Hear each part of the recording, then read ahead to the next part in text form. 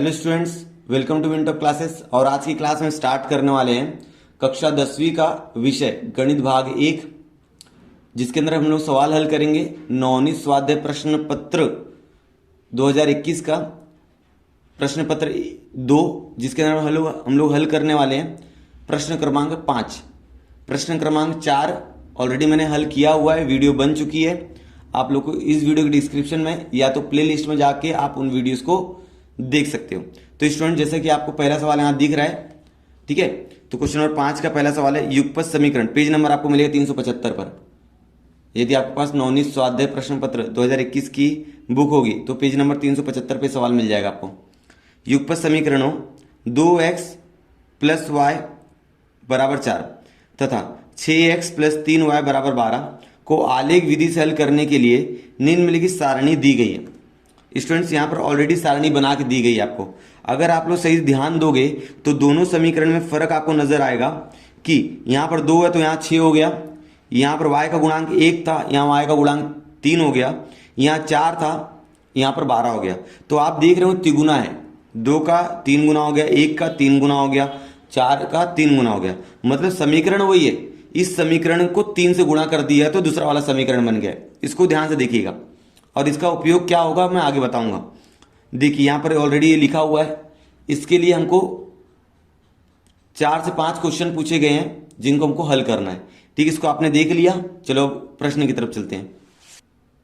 देखिए स्टूडेंट्स, यहाँ पर आपको 3 प्रश्न दिए गए हैं। इन तीनों प्रश्नों को आपको एक ग्राफ देखकर आपको हल करना है। ठीक है, क्या दोनों युगपत समीकरणों के आलेख एक ही रेखा पर है या भिन्न है? अगर आप लोग दोनों समीकरण का आलेख देखोगे तो स्टूडेंट्स यहाँ पर एक ही रेखा दिख रही है। यहाँ पर 2 रेखा तो दिख नहीं रही है, तो यहाँ पर एक ही रेखा दिख रही है। तो हमारा आंसर क्या होगा? दोनों युगपत समीकरण का आलेख एक ही रेखा पर है, क्योंकि समीकरण वही था, सिर्फ समीकरण को तिगुना किया था दूसरा वाला समीकरण बनाने के लिए। तो दोनों जो रेखा रहेगा, दोनों समीकरण जो रेखा रहेगा एक ही रहेगा वो। यहां तक समझा? अब यहां पर देखिए, दोनों ही समीकरणों के लिए x का गुणांक y का गुणांक स्थिरांक में कौन सा संबंध है? यदि स्टूडेंट्स आप लोग पहला समीकरण देखे होंगे तो वहां पर आपको समझ में आएगा कि x का गुणांक कितना है, y का गुणांक कितना है और स्थिरांक का गुणांक कितना है।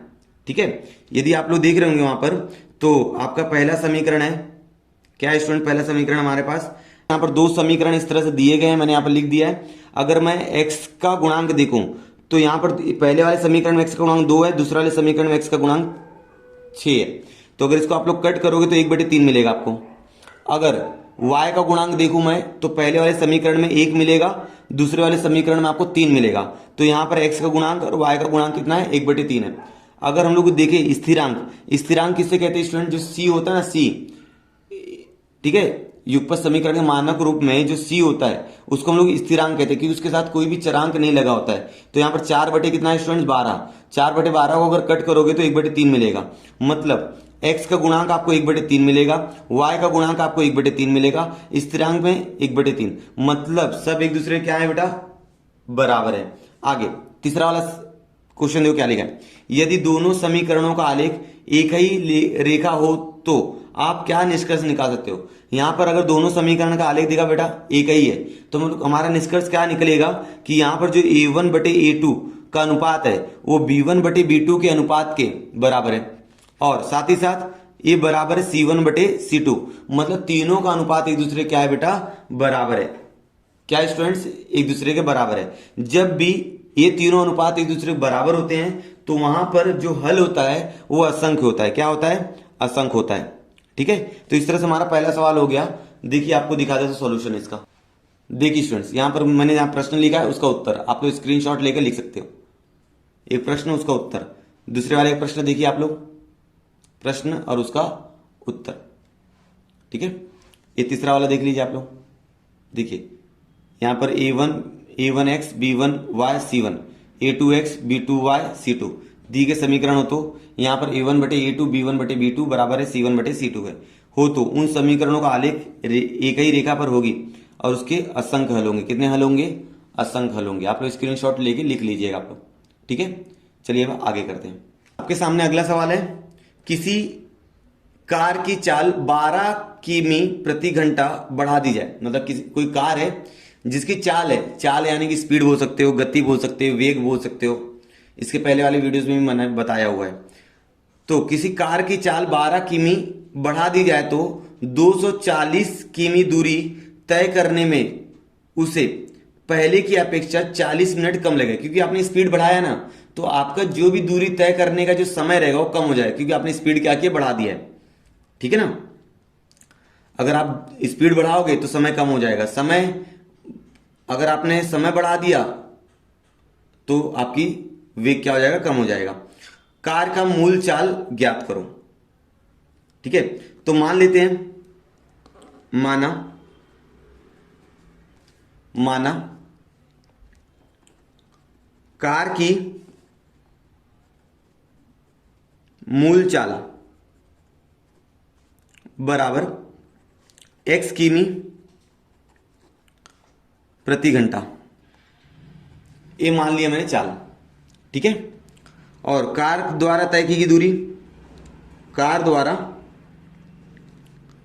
तय की गई दूरी 240 किमी। ठीक है, हमारे पास फॉर्मूला स्टूडेंट समय बराबर दूरी बटे चाल। स्टूडेंट्स इसके पहले अगर आप लोग ने मेरी वीडियोस देखी होंगी तो आपको मालूम पड़ेगा, फॉर्मूला मैंने 2-3 बार यूज किया हुआ है ऑलरेडी। ठीक है, तो अब समय बराबर कितना हो जाएगा, समय बराबर दूरी कितनी है आपकी 240 है, समय आपका चाल आपकी x है, ये समय हो गया। ठीक है, लेकिन शर्त में क्या हो रहा है, शर्त के अनुसार कि आपने चाल को बढ़ाया, कार की चाल 12 किमी प्रति घंटा बढ़ाने पर कार की चाल क्या हो जाएगी, चाल पहले x थी, 12 आपने बढ़ाया तो x प्लस 12 किमी प्रति घंटा हो जाएगी। स्टूडेंट समझ में आ रहा है मेरी बात।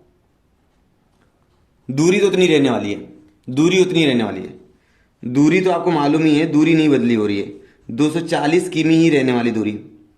लेकिन समय जो था ना, समय, उस समय में 40 मिनट क्या कर दो, जोड़ दो, तो आपको 240 किलोमीटर तय करने के लिए जो चाल रहेगी वह कम किया, मतलब माइनस कर दीजिए स्टूडेंट्स, यहां पर माइनस कीजिए, तो यहां पर हो जाएगा 12। ठीक है, क्योंकि आपने 12 किलोमीटर प्रति घंटा बढ़ाया तो समय आपका 40 मिनट क्या हो जाएगा, कम हो जाएगा। स्टूडेंट्स इस 40 मिनट को आप घंटे में बदली कीजिए, क्योंकि हमारा पूरा सवाल में जो इकाई है वो समान होनी चाहिए। तो यहां पर अगर 40 मिनट रहेगा और बाकी सवाल घंटे में रहेगा तो हमारा आंसर नहीं आएगा। तो इसको 40 को घंटे में बदली कीजिए, तो किसी भी समय को अगर घंटे में बदली करना पड़ता है तो उसको हम लोग 60 से क्या करते, भाग देते हैं। अब वो घंटे में हो गया 240 बटे x प्लस 12। ठीक है, अब अगर मैं बात करूं समय, समय माइनस 2 बटे कितना हो जाएगा स्टूडेंट, 3, क्योंकि आप 20 से भाग दोगे तो 2 और ये 3, 240 बटे x प्लस कितना हो जाएगा स्टूडेंट्स, 12। अब समय ऑलरेडी आपने निकाल के रखा हुआ, देखो यहां पर 240 बटे x, तो इस समय के नीचे लिख दीजिए आप लोग 240 बटे x माइनस 202 बटे 3 बराबर 240 बटे x प्लस 12। अब मुझे क्या करना है, इस समीकरण को हल करना। अगर मैंने इस समीकरण को हल कर दिया तो मेरा x का मान आ जाएगा। मैं क्या कर रहा हूं स्टूडेंट्स, ये -2 बटे 3 जो है ये उठा के यहां पर लाता हूं और इसको उठा के यहां ले जाता हूं, तो क्या हो जाएगा, देखिए ध्यान से देखिएगा, 240 बटे x माइनस 240 बटे x प्लस 12 बराबर 2 बटे 3 हो गया। समझा होगा आप लोग को। चलिए इसके आगे का आगे हल करते हैं। आपका समीकरण में 240 में क्या करता हूं, बाहर निकाल लेता हूं जो भी आपने पीछे लिखा था। अब बच जाएगा 1 बटे x माइनस 1 बटे x प्लस 12 बराबर 2 बटे 3, यही रह जाएगा। ओके, अब इसका तिरे गुणा करेंगे, x प्लस 12 गुणा 1 के साथ करो तो x प्लस 12 मिलेगा आपको, x का गुणा -1 के साथ करो -x मिलेगा, और इसका गुणा इसके साथ करेंगे स्टूडेंट्स x प्लस 12 हो जाएगा। इस तरह के सवाल को स्टूडेंट्स इसी तरह किया करो। ठीक है, अगर आपने 240 को कॉमन नहीं लिया तो आपको सवाल तो हल हो जाएगा, लेकिन बहुत ज़्यादा प्रॉब्लम होगा हल करने में।